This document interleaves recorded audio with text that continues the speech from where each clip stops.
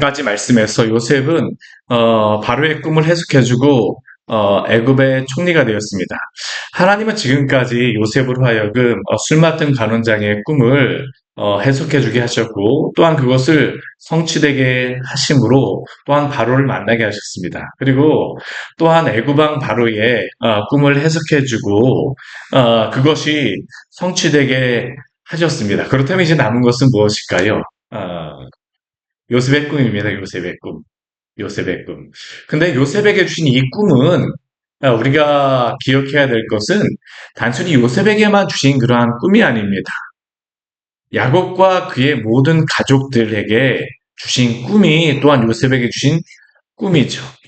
우리에게 사람에게는 꿈으로 주셨을지 모르겠지만 이것은 무엇이고 하나님께는 하나님의 뜻입니다. 이것은 우리가 이 창세기 말씀 전체를 보면서도 굉장히 중요한 부분인데 우리가 여러 가지 많은 일들을 만나고 요셉 가족에서 또 요셉에게 이러한 꿈들도 주시고 많은 일들도 만나지만 사실 이렇게 일어나는 일들을 한 사람 한 사람에게는 굉장히 어렵기도 하고 힘들기도 하고 때로는 생각지도 못하였던 그러한 놀라운 일들이 일어나기도 하는데 이 모든 것은 다 무엇 가운데 하나일까요?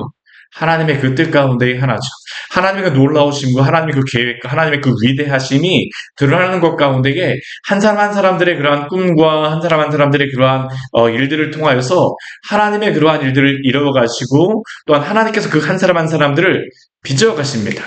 하나님께서 요셉을 애굽의 총리로 만드시고 요셉으로 하여금 그가 꿈꾼 것 같이 그러한 것들을 하나님이 이루어가고 계세요. 그런데 이것은 단순히 요셉의 한 사람에게만 하나님이 그 꿈을 이루어 가시는 게 아닙니다. 이러한 꿈은 누구에게도 이러한 것이 성취되어지고 적용되어지고 이루어져야 될까요? 요셉의 형들에게도 이루어져야 되겠죠. 사실 이 뒤에 나오는 그러한 말씀이 이미 요셉은 애굽의 총리가 되었습니다. 그리고 또한 하나님이 요셉으로 하여금 그렇게 이루고자 하시는 그러한 것들의 배경은 다 이루어졌어요. 근데 이제 뒤에 일어나는 모든 일들은 무엇일까요? 그 요셉의 형들로 하여금 하나님의 뜻이 어떻게 이루어져 가는가를 그들로 하여금 보게 하시고 또한 그 앞에 굴복하게 하시는 일들이죠. 또한 요셉으로 하여금 또한 그 꿈에 역시 굴복하게 하시는 일들이 있습니다. 우리가 항상 기억해야 될 것은 무엇입니까? 우리의 작은 꿈에 우리가 연연하여서 항상 낭망하고 쓰러지고 넘어지고 때로는 너무 거기에 압도되어져서 너무 우리 자신을 과대평가하며 우리가 교만해지는 것이 아니라 하나님의 그 꿈 가운데에 우리의 작은 꿈들을 드림으로 말미암아 우리가 하나님 앞에 우리의 모든 것들을 다 의지함으로 말미암아 하나님의 그 영광을 보는 우리의 삶이 되어지기를 원합니다. 오늘 말씀을 보게 되면요. 이제 요셉의 형들에게 이러한 일들, 하나님이 요셉에게 주셨던 그 꿈들이 또한 요셉의 형들에게 어떻게 적용되어지는지를 우리가 볼 수 있죠. 우리가 1절 말씀을 42장 1절 말씀을 보게 되면 이렇게 말씀합니다. 우리 42장 1절 말씀 같이 한번 읽어볼까요? 그때 야곱이 애굽에 곡식이 있음을 보고 아들들에게 이르되 너희는 어찌하여 서로 바라보고만 있느냐. 그때게라고 하는 것은 무엇 이후에입니까? 요셉이 애굽의 총리가 된 이후에 그러한 때에 야곱이 애굽의 곡식이 있음을 보았습니다. 이제 그 풍년의 시간이 지나간 것이죠. 이제 그 주변의 나라들에게 무엇이 있을까요? 흉년이 든 것이죠. 1년이 지났을지 흉년이 들고 1년이 지났을지 2년이 지났을지 그것은 분명하지 않습니다. 더 이상 이제 애굽을 제외한 다른 곳에서는 곡식을 찾을 수가 없습니다. 애굽에서도 만약 요셉을 통하여서 하나님께서 준비하지 않게 하셨다고 하게 되면 애굽에서도 역시 곡식이 없었겠죠. 그러나 하나님이 요셉을 하여금 준비하게 하셨기 때문에 이제 애굽에만 곡식이 있습니다. 야곱이 이러한 소식을 들었어요. 그리고 그 아들들에게 그는 말합니다. 너희가 어찌하여 서로 바라보고만 있느냐? 왜 이렇게 말하겠습니까? 너희가 아무리 바라본다고 해서 떡이 나오니 뭐가 나오니라고 지금 그 아들들에게 이야기하고 있는 것이죠. 그리고 야곱에게 이것을 이 이야기가 들어갈 정도라고 하게 되면 야곱의 그 아들들, 요셉의 형들은 이미 그것을 알고 있지 않았겠습니까? 근데 야곱이 그러한 이야기를 듣고 또한 먹을 것이 없다 보니까 그 자신의 아들들에게 이야기하는 겁니다. 저 애굽에 곡식이 있다 하니까 너희는 그리로 가서 거기서 우리를 위하여 사오라. 그래야지만 우리가 살고 죽지 아니하리라라고 야곱은 그 형들에게 그 아들들에게 이야기합니다. 요셉의 형들에게 이야기합니다. 이제 그러니까 어떻게 됩니까? 이제 그 형들이 곡식을 구하러 가는 거죠. 요셉의 형 10사람이 그래서 애굽의 곡식을 사려고 내려갔습니다. 근데 우리가 여기에 중요한 게 한 가지가 있죠. 무엇입니까? 요셉의 형 10사람이라고 이야기합니다. 사실 가려고 하면 누구도 같이 있어야 됩니까? 베냐민도 있어야 되죠. 베냐민도 있어야 됩니다. 형 10명만 내려가는 게 아니라 많이 내려가야지 많이 가져오는 거잖아요. 그렇죠? 많이 가면 갈수록 더 좋습니다. 형들만 가는 것이 아니라 베냐민도 가야지 사실은 그 곡식을 많이 가져올 수 있기 때문에 최대한 많이 뭐 사람을 보내는 게 좋아요. 근데 오늘 말씀 보십시오. 야곱이 베냐민은 보내지 않습니다. 왜 보내지 않습니까? 오늘 4절 말씀에 이렇게 말씀하고 있죠. 우리 4절 말씀 같이 한번 읽을까요? 야곱이 요셉의 아우 베냐민은 그의 형들과 함께 보내지 아니하였으니 이는 그의 생각에 재난이 그에게 미칠까 두려워함이었더라.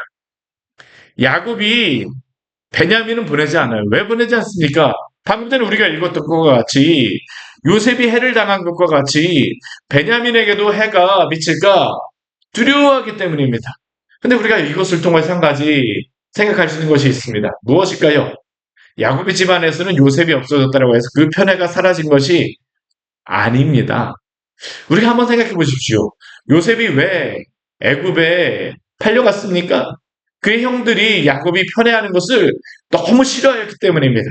시기하였기 때문입니다. 요셉을 미워하였기 때문이죠. 그리고 그들은 요셉만 없어진다라고 하게 되면 적꿈쟁이만 없어진다라고 하면 적꿈의 주인만 없어진다라고 하게 되면 적꿈 꾸는 자만 없어진다라고 하게 되면 그 꿈도 사라지고 요셉도 사라지고 그 꿈도 사라지고 모든 것이 다 사라지고 집안에서 편애도 없어질 거라고 그들은 기대했을 겁니다. 근데 결과는 무엇입니까? 바뀌지 않았습니다. 야곱은 여전히 그 집안에서 베냐민만 편애합니다. 그 형들의 생각과 같지 않아요. 그 형들은 요셉을 팔아먹으면서 무엇이라고 이야기합니까? 우리 37장 우리 말씀에 보게 되면요. 그들이 이렇게 이야기하죠. 그의 꿈이 어떻게 되는지를 우리가 볼 것이니라. 그들은 그 꿈이 어떻게 될지를 보면서 나름대로 꿈쟁이가 없어지니까 우리 집안에 있는 이 편애가 없어질 거라고 그들은 기대했을지 모르겠지만 아무것도 변하지 않았습니다. 참 이게 안타까운 현실이죠. 이 형들은 그 꿈에 대하여서 인정하지 않지만 왜 이러한 일들이 있을까요? 하나님의 섭리와 주권 가운데 이것이 있다라는 겁니다. 그들은 사실 이 꿈을 인정하지 않아요. 순종하지 않아요. 그 꿈만 사라지면 된다고 생각할지 모르겠지만 하나님의 뜻이 지금 여기에 이루어지고 있는 것이기 때문에 단순히 그것으로만 끝나지 않아요. 그럼 그들에게 필요한 것이 무엇일까요? 회개하고 돌아와야 되는 것이었죠. 하나님 말씀에 굴복해야 되는 것이었죠. 그들이 굴복하지 않습니다. 이제 이후에 일어나는 일들이 무엇일까요? 그들로 하여금 하나님의 그 크신 뜻에 따라가게 하는 것입니다. 사실 이게 요셉의 형들에게도 너무 힘든 것은 아니에요. 왜냐하면 하나님이 하나님의 뜻 가운데 그들을 빚어 가시는 겁니다. 우리가 이것을 보지 않게 되면요. 이게 요셉의 형들에게는 이 앞으로 너무 굴욕적인 일이 벌어지지 않는가라고 생각하면 안 됩니다. 왜요? 이건 하나님의 뜻대로 이루어 가시는 것이고 또 하나님이 그들을 한 사람 한 사람 빚어 가시는 것입니다. 그들의 시기심, 그들의 미움, 그들의 모든 것들도 하나님이 이제 사라지게 하시겠죠. 하나님이 빚어 가시는 겁니다. 하나님의 그 이야기 속에 그들의 모든 생각과 그들의 뜻까지도 어떻게 되어질까요? 다 사라져버리게 만드시는 하나님의 일들이 일어나게 되죠. 이제 그러한 일들이 어떻게 이루어질까요? 그들이 이제 애굽에 내려왔습니다. 근데 6절 한번 말씀 보십시오. 내려왔을 때에 어떠한 일이 벌어질까요? 우리 6절 말씀 같이 한번 읽을까요? 때에 요셉이 나라의 총리로서 그 땅의 모든 백성에게 곡식을 팔더니 요셉의 형들이 와서 그 앞에서 땅에 엎드려 절하매. 때에라고 하는 것은 무엇일까요? 그들이 오자마자 지금 그들이 왔을 때에 그들이 볼 수 있는 것은 무엇입니까? 요셉이 애굽의 총리로 있는 것을 보게 되어지는 겁니다. 그들은 요셉을 알아보지 못해요. 그러나 이것을 통하여서 알 수 있는 것은 무엇입니까? 하나님의 그 뜻이 성취되어졌다라는 것이죠. 요셉에게 주셨던 하나님의 그 꿈이 성취되어지는 겁니다. 요셉이 총리로 있습니다. 그들은 알지 못하지만 그들의 형들은 어떻습니까? 그 앞에 와서 그 앞에서 땅에 절하고 있죠. 요셉은 이것을 보면서 어떤 생각이 들었을까요? 하나님이 그에게 꿈꾸게 하셨던 그 꿈이 성취되어졌다는 것을 알았을 것입니다. 그러나 요셉이 그 형들인 줄을 알고 있지만 요셉의 형들은 알아보지 못합니다. 그러나 그들을 향하여서 모르는 채 합니다. 엄한 소리로 이야기합니다. 뭐라고 이야기합니까? 너희가 어디서 왔느냐? 그들이 이르되 곡식을 곡물을 사려고 가나안에서 왔나이다. 왜 요셉이 그들을 모른 채 하였을까요? 그냥은 용서할 수 없거든요. 그냥은 용서할 수 없어요. 사실 이들에게 그냥 용서하게 되면 어떻겠습니까? 사실 이들은 자신의 죄에 대하여서 알지 못하는 겁니다. 사실 하나님께서 이 형들을 빚어가시는 것입니다. 우리가 죄에 대하여 회개한다는 것은 무엇일까요? 우리가 그냥 하나님 제가 잘못했습니다 정도가 아니죠. 죄라는 것은 무엇입니까? 죄를 미워하고 내가 얼마나 그 죄에 대해서 하나님의 말씀에 대해서 불순종하였는가를 보고 회개하며 돌아오게 되어진 겁니다. 나의 그런 모든 교만과 나의 그런 모든 것들을 내려놔야 되는데 요셉의 형들은 그게 없습니다. 요셉에게도 그게 되어지지 않죠. 요셉 개인에게도 요셉이 하나님의 꿈이 성취되어졌음을 알지만 요셉의 개인의 마음속에 이게 쉽게 용서할 수가 없는 겁니다. 하나님이 요셉을 통하여서 그 형들을 빚어가치는 그런 모습들입니다. 8절 말씀을 보게 되면 요셉은 그의 형들을 알아보았지만 그들은 요셉을 알아보지 못합니다. 오늘 9절 말씀을 보게 되면 이렇게 분명히 이야기하죠. 요셉이 그들에게 대하여 꿈을 생각하고 요셉은 이 일을 통해서 하나님이 그 꿈을 성취하셨다는 것을 알게 됩니다. 알았습니다. 그러나 요셉이 바로 그들을 보내진 않죠. 왜요? 그들의 마음속에 무엇이 있는가를 확인해야 되기 때문입니다. 이전과 지금이 어떠한가를 확인하고자 하죠. 그래서 그들에게 한 가지 시험과 같은 것을 줍니다. 질문합니다. 뭐라고 이야기합니까? 우리 9절 말씀에 보면 너희는 정탐꾼이라고 이야기합니다. 이 나라의 틈을 엿보려고 왔다라고 이야기를 하죠. 참 이게 이 요셉에게는 이들에게 질문하는 겁니다. 근데 저는 이 말씀을 보면서요, 단지 요셉이 형들에게만 이야기하는 것이 아니라 사실은 모든 사람에게 이것을 확인할 수도 있었다라고 생각합니다. 왜 그렇겠습니까? 지금 이 애굽에만 이 곡식이 있었기 때문에 아무에게나 그 곡식을 그냥 내어줄 수 없는 거예요. 이 곡식이라고 하는 것은 지금 애굽도 살아야 되고 그 나라를 다스리는 통치의 그러한 수단이 되기 때문에 아무에게나 이것을 함부로 내어주게 되면 안 되겠죠. 확인하고 이러한 것들을 이러한 것들에 대해서 증명이 돼야지만 이것을 나누어 두었을 것입니다. 어쩌면 이것이 요셉의 형들에게 이야기하지만 오는 그러한 모든 사람들에게 하는 그러한 질문이었을 수도 있어요. 요셉이 지금 그 형들에게도 질문합니다. 뭐라고 질문합니까? 너희는 정탐꾼들이라 이 나라의 틈을 엿보려고 왔느니라. 요셉의 형들은 이것에 대해서 증명을 해야 됩니다. 우리가 정말로 먹을 것이 없어서 온 사람들이지 정탐을 하러 온 사람들이 아닙니다. 그래서 그들은 어떠합니까? 10절 말씀을 보게 되면요. 그들이 납작 엎드리죠. 정말로 납작 엎드리는 겁니다. 이 요셉이 두려워서 그렇지만 이 곡식을 얻어가야지만 야곱과 그들의 가족이 살 수 있기 때문이죠. 내 주여 아나이다. 당신의 종들은 곡물을 사러 온 사람들입니다. 우리 11절 말씀을 보게 되면요. 그 답답한 마음에 그들은 무엇이라고 얘기합니까? 우리 11절 말씀 같이 한번 볼까요? 우리는 다 한 사람의 아들들로서 확실한 자들이니 당신의 종들은 정탐꾼이 아니니이다. 그들은 뭐라고 얘기합니까? 우리는 다 한 사람으로서 확실한 자들이라고 이야기합니다. 확실한 자들. 여기에 확실한 자들이라는 의미는 신뢰할 수 있는 사람들이라는 겁니다. 신뢰할 수 있고 진실한 사람들이라는 거죠. 그리고 자신들이 신뢰할 수 있고 진실한 사람들임을 증명하기 위해서 무엇이라고 이야기하냐면 다 한 사람의 아들들이라고 이야기합니다. 왜 그들이 이 이야기를 했을까요? 사실 그 한 사람의 아들들이라고 하게 되면요. 한 사람들의 아들이 10명 같다면 이것은 누가 봐도 어떻습니까? 그 집안 전체가 다 내려온 것입니다. 만약 정탐꾼으로 온다라면 한 명만 오지 온 가족이 다 내려올 이유가 없지 않습니까? 이게 바로 이 요셉의 형들이 요셉에게 이야기하는 것입니다. 우리는 다 한 사람의 그 사람들로서 정탐꾼으로서 오게 되면 우리가 온 가족이 내려올 이유가 있겠습니까? 우리는 최대한 많이 내려와서 곡식을 사기 위해서 내려온 사람들입니다. 그렇기 때문에 우리는 확실한 자들이며 신뢰할 수 있는 사람들이며 진실한 사람들입니다. 우리는 정탐꾼이 아닙니다. 그런데 이것이 요셉이 아닌 다른 사람들에게는 증명할 수 있는 무엇인가가 되어졌을지 모르겠지만 요셉에겐 이게 증명이 될까요? 아닙니다. 오히려 요셉에게는 더 의심할 수 있는 것이 되어지죠. 왜 그럴까요? 베냐민은 데려오지 않았어요. 이전에 이 10명의 형들이 한 마음이 되어서 요셉 한 명을 팔아버렸는데 이번에도 이들이 한 마음이 되어서 베냐민을 어떻게 하고 있을지 알지 못하는 게 바로 요셉의 입장에서 일어난 것입니다.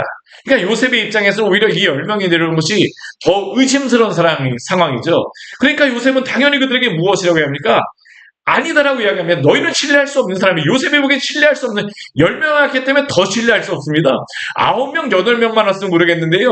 10명이 왔으니까 이전이나 지금이나 동일하게 여전히 그냥 한 마음으로 다 속이고 다니고 있구나. 이게 요셉의 생각 아니겠습니까? 요셉의 반응은 분명합니다. 아니라 너희가 이 나라의 틈을 엿보러 왔노라.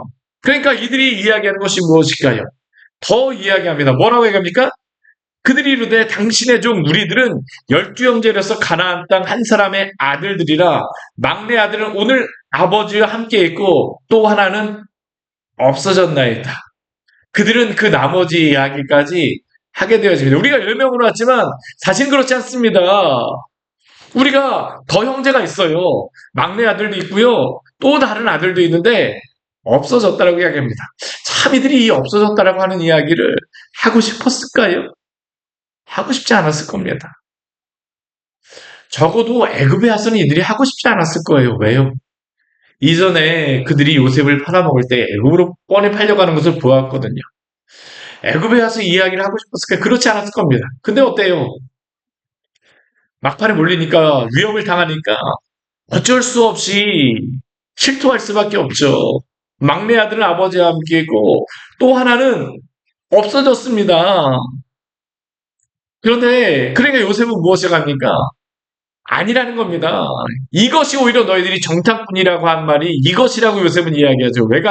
왜 그렇겠습니까? 막내 아들 안 데려왔다는 겁니다. 계속적으로. 너희가 이전과 같이 동일하게 요셉에게는 이게 트라우마거든. 10명이 한꺼번에 모아서 요셉 한 명 팔아먹은 것. 너희가 전과 같이 지금도 막내 아들이 이렇게 그 혼자서 뭐 못 살게 굴고 있구나. 너희들만 10명 와서 곡식 가져가고 그건 막내 아들은 어떻게 할 건데. 이게 요셉이 그들을 끝까지 의심하는 거겠죠. 그러니까 어떡합니까? 15절 말씀해 보게 되면 요셉이 그들에게 얘기합니다. 너희가 이같이 하여서 진실함을 증명하라고 합니다. 요셉의 입장에서 증명하는 것은 무엇일까요? 베냐민 데려오는 겁니다. 그들이 이전과 같이 베냐민을 요셉과 같이 잘못했는지 어땠는지 알 수 없어요. 증명하라는 겁니다. 데려와서 증명하라. 데려와서 증명하라. 그렇지 않으면 너희가 여기서 나가지 못하리라고 얘기합니다. 오늘 16절 말씀해 보게 되면 그래서 요셉이 그들에게 무엇을 이야기하냐면요. 하나만 분해서 아우를 데려오라고 이야기를 하죠. 그리고 너희들 나머지는 갇혀 있으라고 합니다. 이것을 통해서 너희들이 진실함을 증명해 보라는 겁니다. 오늘 말씀을 통하여 우리가 분명히 볼 수 있는 것은 무엇일까요? 이 요셉의 형들이 아무리 자신의 그 확실한 사람들이라고 말해도요, 증명이 되어지는 않습니다. 왜 그럴까요? 그들의 죄에 대한 이전에 흔적이 있기 때문입니다. 그들의 죄가 있기 때문이죠. 요셉은 그들이 말하면 말할수록 더 믿을 수가 없어요. 그들이 온전히 하나님 앞에 그들이 그 죄에서 온전히 돌이키기 전까지는요, 증명하기 전까지 정말로 벗어날 수가 없는 것입니다. 우리가 이 말씀을 보면서 우리가 기억해야 될 것은 무엇일까요? 물론 예수 그리스도가 우리를 위하여서 구원하여 주셨습니다. 그러나 우리에게 또 요구하는 것이 있습니다. 그것이 무엇입니까? 우리의 죄에 대해 철저하게 회개하고 돌아오는 것입니다. 왜 하나님께서 우리에게 죄에 대한 회개를 원하실까요? 우리가 죄를 회개하였다라고 해서 우리의 회개 때문에 죄가 없어지는 것은 아닙니다. 오직 예수 그리스도의 그 피 뿌리심과 죽으심을 통하여서만 우리의 죄가 속죄되어 줄 수 있습니다. 근데 왜 하나님께서는 우리의 죄에 대한 회개를 원하실까요? 이전의 죄로부터 돌아서게 하시기 위함입니다. 오늘도 하나님께서 이 요셉의 형들에게 이것을 빚어가시는 것이죠. 이들로 하여금 이전의 죄에서 돌이켜서 하나님의 백성으로 세우시기 위한 하나님의 그 크신 뜻이 또한 여기에 이루어져 가는 것이며 또한 오늘 말씀을 통해서 이 이루어지는 계속적으로 나오는 말씀을 통하여서 하나님께서 야곱과 그의 가족을 빚어가시는 것입니다. 오늘도 그렇습니다. 우리의 여러 가지 생각과 많은 일 가운데 이전에 많은 과거의 여러 가지 일들 때문에 때로는 그것 때문에 우리의 마음이 상하기도 하고 또 우리가 그러한 것들 때문에 어려워지기도 하였지만 또 우리의 죄악 때문에 우리가 그 죄악에 눌려 살아갈 수도 있지만 그러나 주님 앞에 회개하고 주 앞에 돌아오게 되면 주께서 우리를 새롭게 하시님을 기억하십시오. 우리의 모든 인생에 일어났던 일들은 하나님의 그 큰 계획 가운데 있음을 기억하시며 오늘도 하나님이 우리의 삶을 빚어가심을 기억하고 오늘도 믿음으로 살아가시기를 바랍니다. 같이 기도하도록 하겠습니다. 하나님 아버지 오늘 말씀을 통하여서 귀한 은혜를 주니 감사를 드립니다. 음, 요셉이 애굽에 붙잡혀와서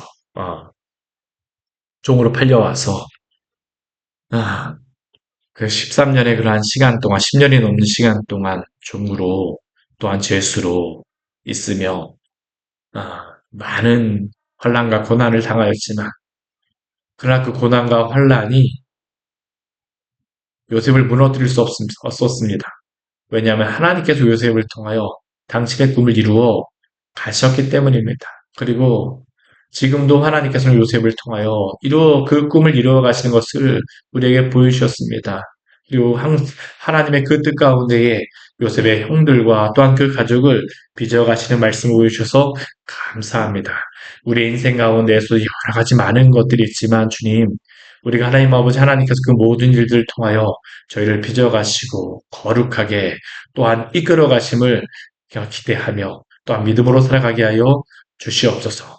오늘 하루도 저희의 삶을 당신께 의탁하오니 주여 함께하여 주십시오. 예수님 이름으로 기도드립니다. 아멘. 오늘 말씀 같이 기억하시면서 기도하며 나가도록 하겠습니다.